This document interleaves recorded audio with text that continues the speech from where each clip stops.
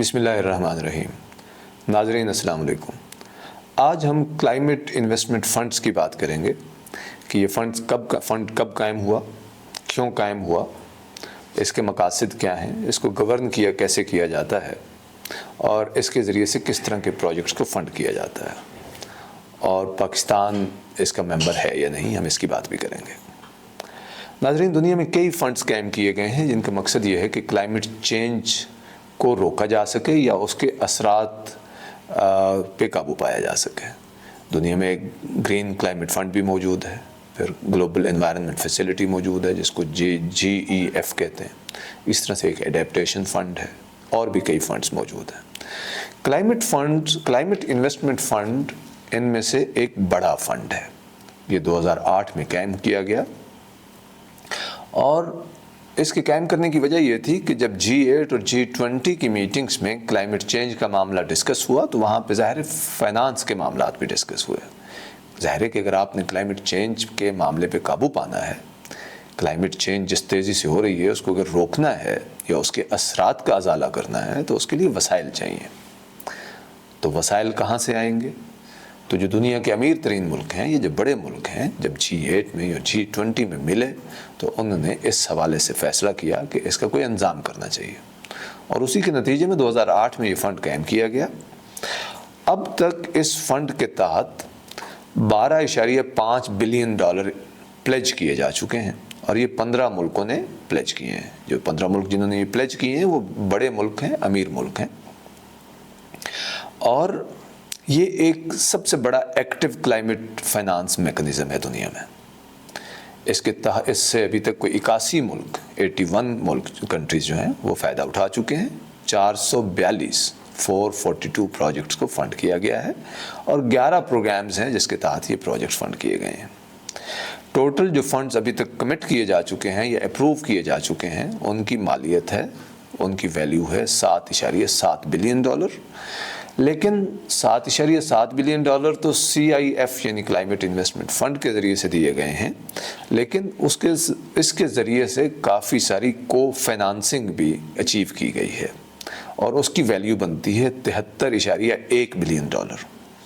मतलब $73.1 बिलियन की को फाइनेंसिंग, $7.7 बिलियन जो CIF के ज़रिए से दिया जा रहा है। तो ये काफ़ी मतलब कोई 80 बिलियन के करीब अमाउंट बन जाती है कि जो फाइनेंस की गई है या की जा रही है कि जिसका मकसद क्लाइमेट चेंज के मसले को डील करना है।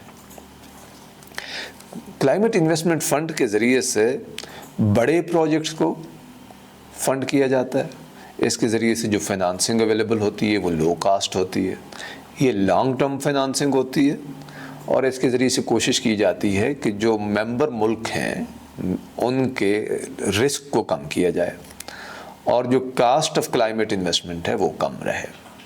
तो मतलब ये एक कंसेशनल फैसिलिटी है और इसकी कास्ट कम होती है। मतलब दुनिया में हम फाइनेंस कमर्शियल बैंकों से भी ले सकते हैं, मल्टीलैटरल बैंकों से भी दस्तयाब होता है उनकी मुख्तलिफ विंडोज़ से, लेकिन आम तौर पे जो फाइनेंस है उस पर उसकी कास्ट सिग्निफिकेंट होती है, उस पर इंटरेस्ट रेट्स होते हैं। क्लाइमेट इन्वेस्टमेंट फ़ंड के ज़रिए से जो फ़ंड दस्तयाब हो सकते हैं मेंबर मुल्कों को क्लाइमेट चेंज के लिए, वो निस्बतन सस्ते लोन्स हैं या सस्ती इन्वेस्टमेंट्स हैं। इस फंडिंग का एक मकसद ये भी है कि ऐसे प्रोजेक्ट्स को फ़ंड किया जाए जो फर्स्ट ऑफ देयर काइंड्स है। आमतौर पे जब कोई नया काम करना होता है तो उसमें रिस्क ज़्यादा होता है और वो रिस्क लेने को आम तौर पे इदारे तैयार नहीं होते, हुकूमतें भी तैयार नहीं होती और जो फंडिंग एजेंसीज़ होती हैं वो भी तैयार नहीं होती। वो अपने किसी भी प्रोजेक्ट को फ़ंड करने से पहले ये चेक करते हैं कि ये फिजिबल भी है या नहीं है, इसकी रिस्क ज़्यादा तो नहीं है। लेकिन अगर कोई काम आप फर्स्ट टाइम करने जा रहे हो, मिसाल के तौर पे आपने सोलर प्लांट लगाना है या डीकार्बनाइज करना है या कोई बैटरी सॉल्यूशंस लेकर आने हैं, तो ये उस तरह के ट्राइड एंड टेस्टेड तो नहीं है ना। ये फ़र्स्ट टाइम आप करने जा रहे होंगे।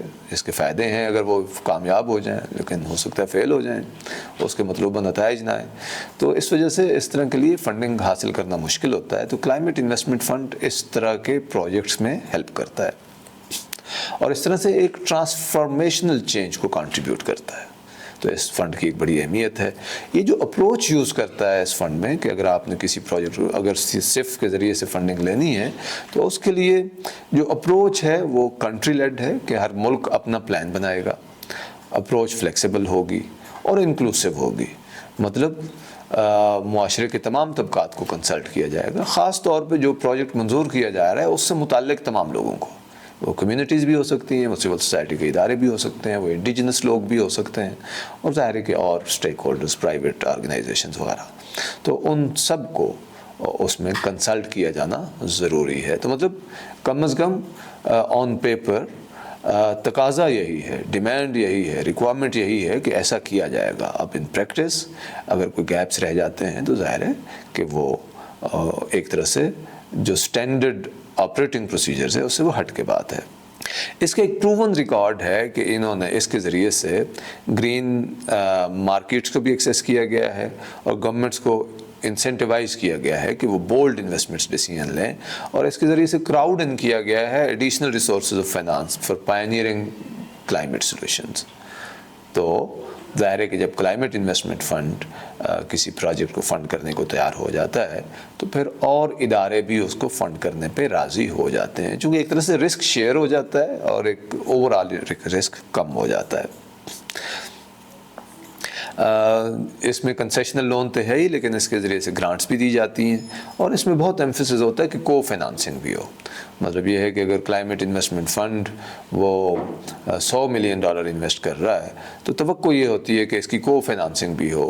حکومتیں کریں, ملٹی لیٹرل ڈیولپمنٹ بینکس کریں, MDBs کریں, پرائیویٹ سیکٹر کرے, تو اس کے ذریعے سے تاکہ امپیکٹ میکسیمائز کیا جا سکے. CIF ایک ایسا فنڈ ہے کہ جس نے پرائیویٹ فنڈنگ بھی موبلائز کی ہے. ظاہر ہے اس میں کافی ساری فنڈنگ, یہ جو پلیجڈ اماؤنٹ ہے وہ تو ڈیولپڈ کنٹریز کے ملکوں نے کی ہے, جیسے میں نے کہا کہ 15 ملکوں نے اس پہ کمٹمنٹ وہ کی ہوئی ہے, پلیجز کیے ہوئے ہیں. لیکن CIF اس حوالے سے بھی ایک کامیاب فنڈ ہے کہ انہوں نے پرائیویٹ فنڈنگ بھی موبلائز کی ہے, اور اس کے لیے انہوں نے کیپٹل مارکیٹ سے اپنے CIF کیپٹل مارکیٹس میکانزم کے ذریعے سے کوئی $500 ملین کے قریب فنڈز ریز کیے ہیں. تو مطلب اس طرح سے انہوں نے اپنی سسٹینیبلٹی بھی انشور کی ہے اور اپنے سورسز کو ایک طرح سے ڈائیورسیفائی کیا ہے. اور ظاہر ہے ان کی مارکیٹ میں کریڈیبلٹی ہے, تو اس کی وجہ سے ان کو مارکیٹ سے سستے داموں اس طرح کے لونز دستیاب ہو جاتے ہیں. یعنی مطلب بانڈز وغیرہ لانچ کریں تو اچھا رسپانس آتا ہے. CIF کا جو پارٹنرشپ پروسیس ہے اس میں ایک بات تو یہ ہے کہ یہ پارٹنرشپس جو ہیں وہ کنٹری لیڈ پلاننگ سے شروع ہوتی ہیں. مطلب جب آپ ممبر بن جاتے ہیں, آپ کوئی پروجیکٹ کرنا چاہتے ہیں, کوئی پروگرام کرنا چاہتے ہیں, تو ایک کنٹری لیڈ پروسیس ہوتا ہے. اس کے ذریعے سے بجائے اس کے کہ آئسولیٹڈ پروجیکٹس کو فنڈ کیا جائے, یعنی کوئی پروجیکٹ بائی پروجیکٹ کی اپروچ کی بجائے یہ ایک سسٹم لیول تھنکنگ کو اس میں آپریشنلائز کیا جاتا ہے تاکہ اسکیلیبل سلوشنز ہوں. مطلب آپ ایک یہ نہیں ہے کہ ایک پروجیکٹ کیا and then you moved on, بلکہ ہوتا یہ ہے کہ اگر آپ نے کوئی ایک پروجیکٹ کیا ہے تو وہ اسکیلیبل ہو. مطلب آپ اگر اس کو پائلٹ کر لیتے ہیں, اس کو ٹیسٹ کر لیتے ہیں, وہ کامیاب رہتا ہے, تو پھر آپ اس کو اسکیل کرتے ہیں. تو یہ اسکیلیبل ایفرٹس میں انویسٹ کرتا ہے. اور ظاہر کلائمیٹ چینج کے لیے ضروری بھی ہے, یعنی آپ ون آف پروجیکٹ کرنے سے تو یہ مسئلہ حل نہیں ہوگا. یہ تو اگر آپ ایک سلوشن ٹرائی کرتے ہیں, اس کو اڈاپٹ کرتے ہیں, امپلیمنٹ کرتے ہیں, تو وہ سلوشن ایسا ہونا چاہیے کہ وہ پھر اسکیل ہو اور تاکہ ایک سسٹم لیول چینج آئے. اور اس کے ذریعے سے جو فنڈنگ دی جاتی ہے اس میں ایک ایکسٹینسو کنسلٹیشن کا پروسیس ہوتا ہے اس میں, اور اس میں ایک پلاننگ کی جاتی ہے, اور پالیسی ریفارم کا پروسیس بھی اس کے ساتھ جڑا ہوتا ہے. کلائمیٹ انویسٹمنٹ فنڈ کے ذریعے سے 2 فنڈز آپریٹ کیے جا رہے ہیں. ایک ہے کلین ٹیکنالوجی فنڈ اور دوسرا ہے اسٹریٹجک کلائمیٹ فنڈ. جو ہر فنڈ ہے اس کی ایک ٹرسٹ فنڈ کمیٹی ہوتی ہے جو اس کو اوورسی کرتی ہے, اور یہ جو CTF یا SCF ٹرسٹ کمیٹیز ہیں یہ ان کی ایک جائنٹ میٹنگ بھی ہوتی ہے تاکہ جو دونوں فنڈ سے متعلق کامن ایشوز ہیں اس جائنٹ میٹنگ میں وہ طے کیے جائیں. اچھا, یہ فنڈ اس حوالے سے بھی الگ ہے کہ یہ ملٹی لیٹرل ڈیولپمنٹ بینکس کے ذریعے سے آپریٹ کرتا ہے. مطلب اس کی جو یہ نہیں ہے کہ CIF جو ہے وہ اپنے آفیسز کھولے ہر ملک میں اور ڈائریکٹلی ان کو اوورسی کر رہا ہو, بلکہ یہ عام طور پہ جو ملٹی لیٹرل ڈیولپمنٹ بینکس ہیں ان کے ساتھ مل کے کام کرتا ہے. تو جیسے ADB ہے, AFDB ہے, EBRD ہے, IDB ہے, IFC ہے اور ورلڈ بینک ہے، تو ان کے ساتھ مل کے کام کرتا ہے. تو عام طور پہ جب کسی پروجیکٹ کو فائنانس کیا جاتا ہے تو آن دا گراؤنڈ جو اس متعلقہ ملک کے ساتھ جو مل کے کام کرنا ہوتا ہے یا جو وہاں پہ جو پروجیکٹ کو اوورسی کرنا ہوتا ہے، اس حوالے سے جو سوشل پروٹیکشن کی یا انوائرنمنٹ کی جو ریکوائرمنٹس ہیں ان کو انشور کرنا ہوتا ہے، یا سول سوسائٹی کی یا باقی کمیونٹیز کی کمپلینٹس کا ازالہ کرنا ہوتا ہے. تو اس حوالے سے انہی اداروں کے میکنزمز ہیں جو آپریٹو ہوتے ہیں. اس فنڈ میں جو ادارے جنہوں نے فنڈنگ کنٹریبیوٹ کی ہے $500 ملین، تو جیسے میں نے پہلے کہا کہ کیپٹل مارکیٹ سے اٹھائے گئے ہیں، لیکن اس کے علاوہ جو کنٹریبیوٹر کنٹریز ہیں اس میں آسٹریلیا ہے، Canada, Denmark, France, Germany, Italy, Japan, Korea, Netherlands, Norway, Spain, Sweden, Switzerland, UK اور USA. میجر کنٹریبیوشن اس میں وہ USA اور UK کی ہیں، لیکن باقی ملکوں کی بھی سائزبل کنٹریبیوشنز ہیں. اس کا جو گورننس سٹرکچر ہے وہ بھی اس حوالے سے اہم ہے کہ وہ اس میں برابر کی نمائندگی ہے، مطلب ایکول ریپریزنٹیشن ہے آف ڈونر کنٹریز اور ریسیپینٹ کنٹریز. مطلب ان کا جو بورڈ ہے تو بورڈ میں جتنے نمائندے ڈونر کنٹریز کے ہوتے ہیں اتنے ہی ریسیپینٹ کنٹریز کے ہوتے ہیں. اور پھر یہ ہے کہ جب ان کی میٹنگز ہوتی ہیں تو اس میں کو چیئرز ہوتے ہیں، ایک ڈیولپڈ ملک سے اور وہ ایک ڈیولپنگ ملک سے. اس میں ڈیسیجن میکنگ کنسنسس سے کی جاتی ہے اور اس میں ایکٹیو آبزرورز پارٹیسپیشن بھی ہوتی ہے. اس میں کچھ آبزرورز لیے جاتے ہیں جو سول سوسائٹی سے ہو سکتے ہیں، پرائیویٹ سیکٹر سے ہو سکتے ہیں، اور انڈیجنس پیپلز کے ریپریزنٹیوز بھی ہوتے ہیں. تو جب کہ ایک میٹنگ ہوتی ہے تو اس میں جہاں پہ حکومتوں کے نمائندے موجود ہوتے ہیں وہاں پہ پرائیویٹ سیکٹر، سول سوسائٹی اور انڈیجنس لوگوں سے آبزرورز بھی موجود ہوتے ہیں، اور ظاہر ملٹی نیشنل ڈیولپمنٹ بینکس بھی موجود ہوتے ہیں. اس کے علاوہ بھی جو باقی فنڈز ہیں ان کے نمائندے بھی یا UN کے ریلیونٹ ادارے ہیں وہاں پہ وہ بھی آ کے بیٹھ سکتے ہیں. فنڈ کے ذریعے سے کئی پروگرامز کو فنڈ کیا جا رہا ہے. مطلب کلائمیٹ انویسٹمنٹ فنڈ کی جو فنڈنگ ہے وہ کئی پروجیکٹس کے لیے یا کئی طرح کے پروگرامز اس کے ذریعے سے رن کیے جا رہے ہیں. اس میں ایک تو ہے ایکسیلریٹنگ کول ٹرانزیشن، جس کو ایکٹ کہتے ہیں.